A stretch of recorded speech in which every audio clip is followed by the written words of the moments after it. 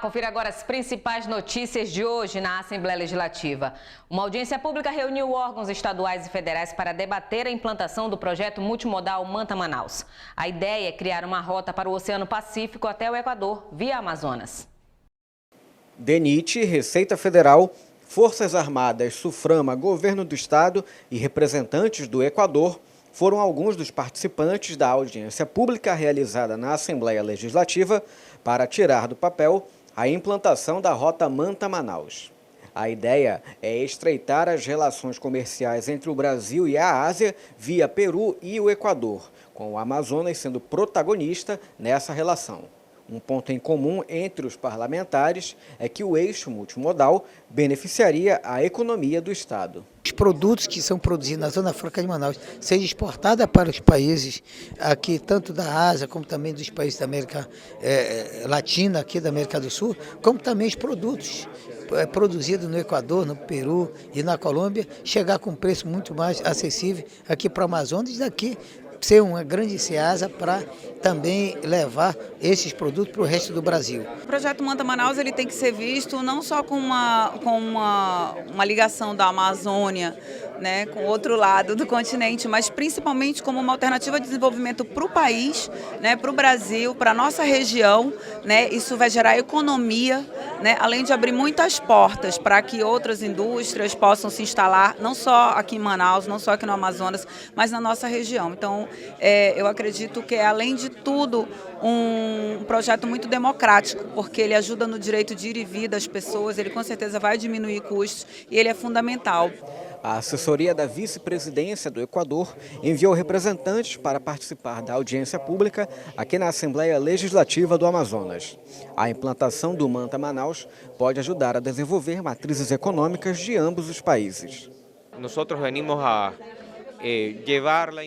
Nós viemos para trazer as informações necessárias para continuar com o processo de implantação do projeto. Uma vez que temos a vontade política da parte da vice-presidência do Equador para chegarmos a esse fim. O Departamento Nacional de Infraestrutura de Transportes acredita na viabilidade do projeto. Do ponto de vista da infraestrutura de transportes, ele é um projeto estruturante fundamental até para as nossas hidrovias, né, as hidrovias brasileiras. Né. Nós já temos uma grande via expressa, né, que é o Rio Solimões, né, com uma capacidade de transporte muito elevada, com potencial para exploração muito boa. Né, e aqui nós não temos rodovias, não temos então nossos rios, o Solimões especial, depois o Amazonas, são nossas vias expressas. Né.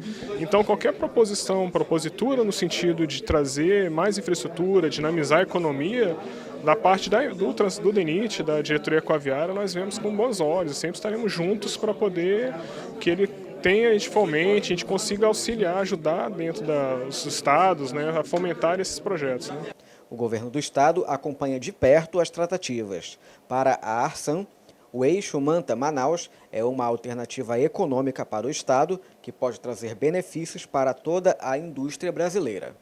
Na verdade, o eixo multimodal Manta-Manaus é um novo vetor de crescimento para o Amazonas, um vetor tão grande quanto a Zona Franca de Manaus. Com ele, nós vamos diminuir tão grande, tão forçosamente o número da viagem, os dias da viagem, que nós vamos viar uma rota viável para a indústria, entendeu? Para a nossa Zona Franca de Manaus e também para as outras indústrias que querem atravessar do Pacífico para o Atlântico. A Assembleia aprovou o reajuste dos vencimentos dos servidores ativos e inativos da Casa. A medida é em cumprimento à data base dos trabalhadores. Quem tem mais detalhes é o repórter Adriano Castro. O reajuste foi de 3,95%. O percentual é referente à inflação medida pelo INPC no período de março de 2018 a fevereiro de 2019. Os valores reajustados serão pagos retroativos ao dia 1º de março deste ano. A aprovação da matéria assegura aos servidores ativos e inativos da Assembleia Legislativa o cumprimento da lei da database, que revisa anualmente a remuneração e valoriza os trabalhadores. Adriano Castro para a TV Leão.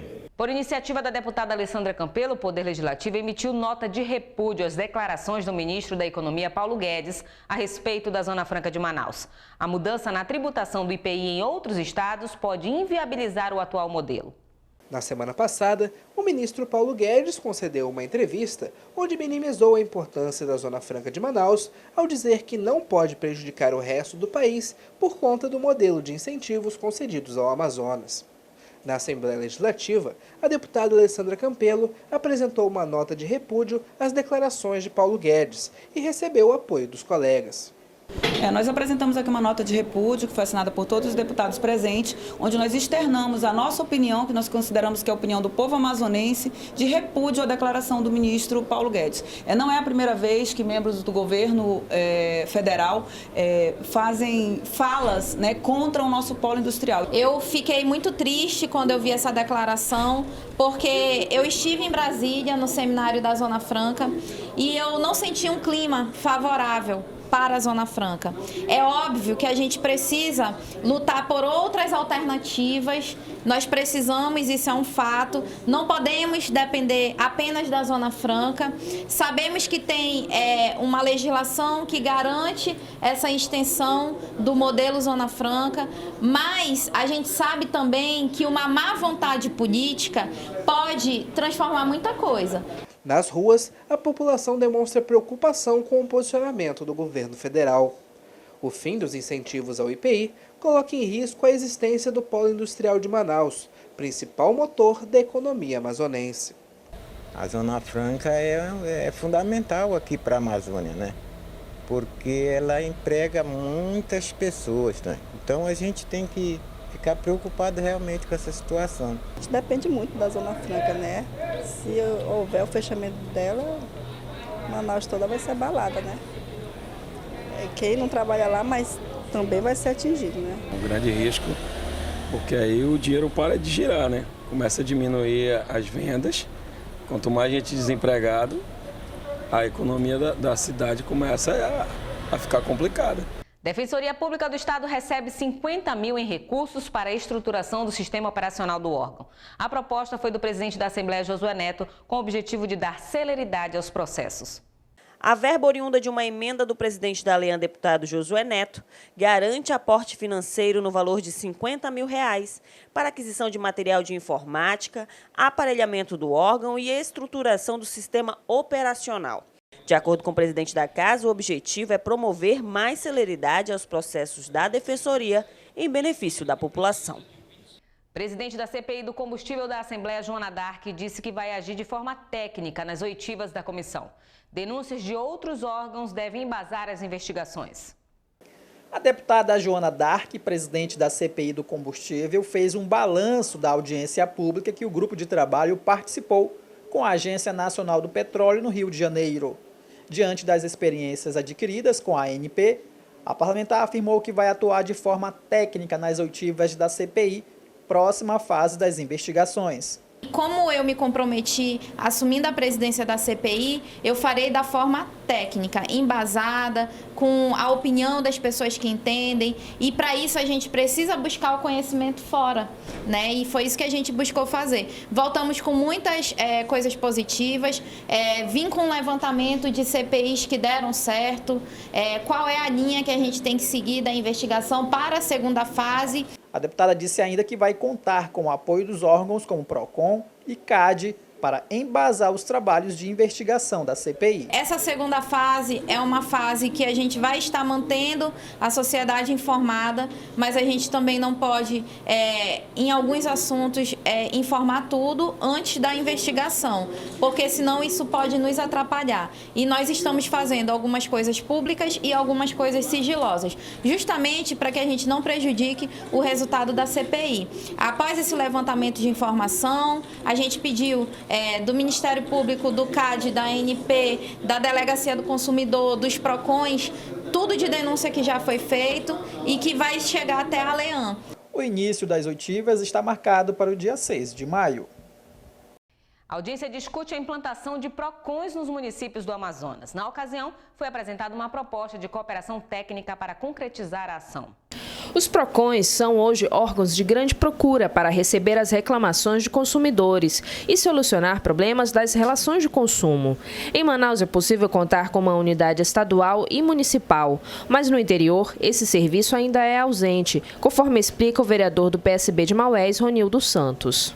Seja lá no cumprimento da lei das filas, seja no aumento das passagens fluviais, passagens aéreas, então o consumidor acaba do interior não tendo um norte para que possa buscar a resolução dos seus problemas. O parlamentar foi um dos que estiveram na Assembleia Legislativa nesta segunda-feira para participar de uma audiência pública que discutiu a implantação de PROCONs no interior do estado. A proposta a partir do deputado Álvaro Campelo. Hoje, o interiorano ele tem que se deslocar do seu município para vir até Manaus fazer uma reclamação. Ele tem que retornar para participar de uma audiência. Ele tem que retornar novamente caso essa audiência seja desmarcada por um eventual motivo. Então nós temos uma série de demandas que poderiam ser resolvidas nesses municípios e que hoje, infelizmente, em razão da falta até de estrutura mesmo desses próprios municípios, que infelizmente não disponibilizam. Durante a audiência foi apresentada uma proposta de cooperação técnica para a instalação de PROCONs municipais.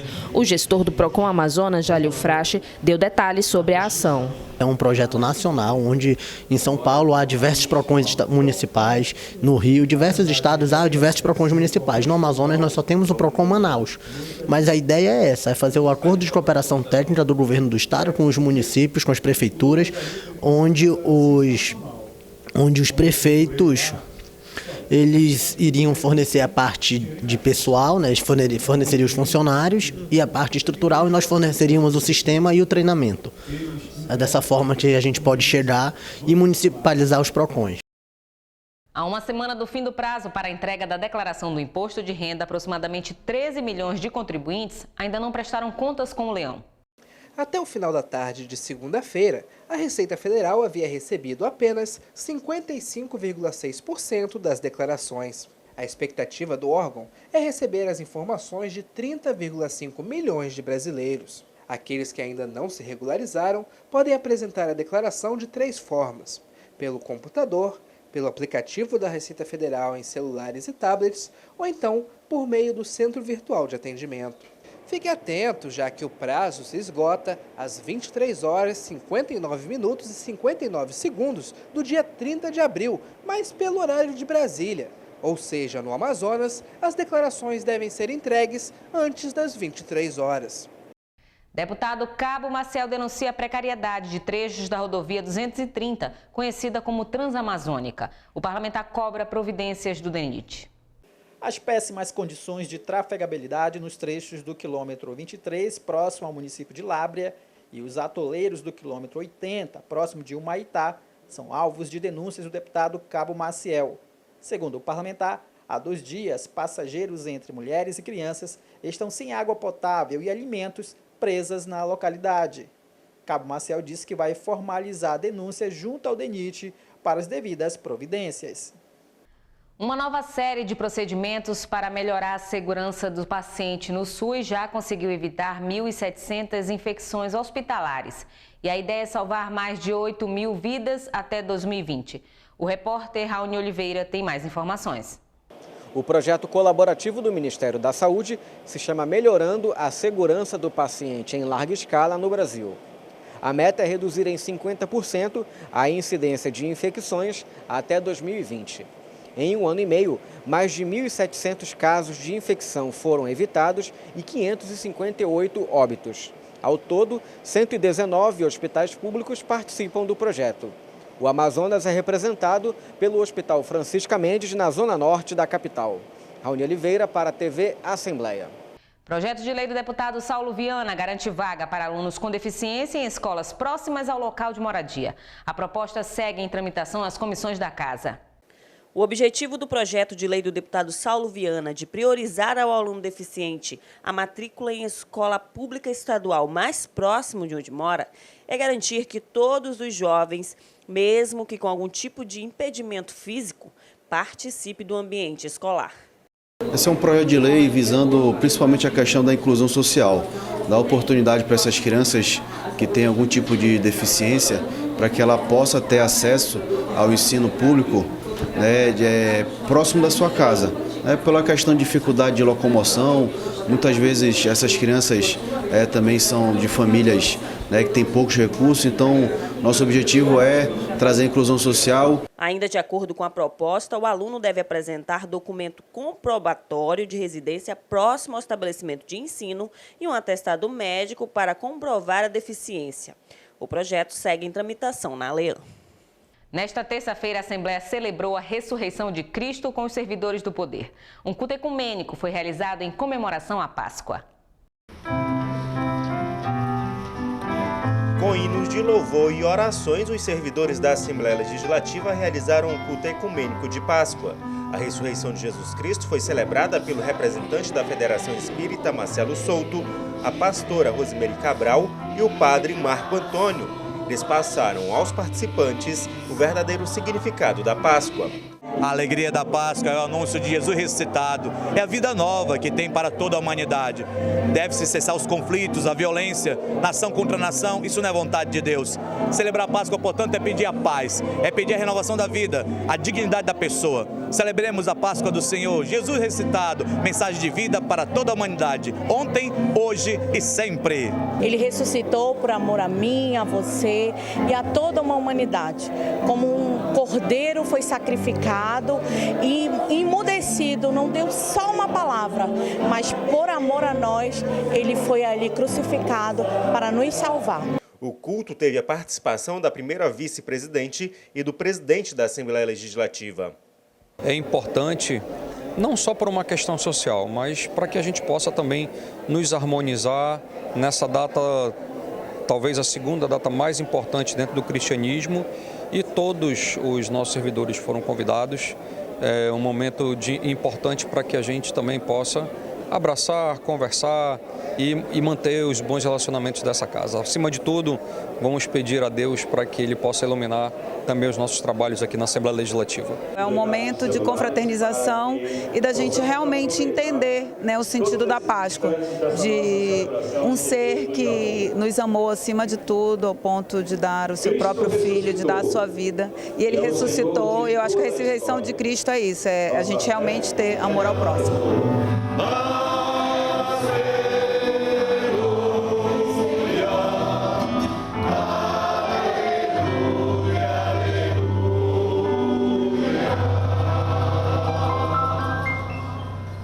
E o Alê Notícias fica por aqui. Até amanhã com os principais fatos do Parlamento Estadual.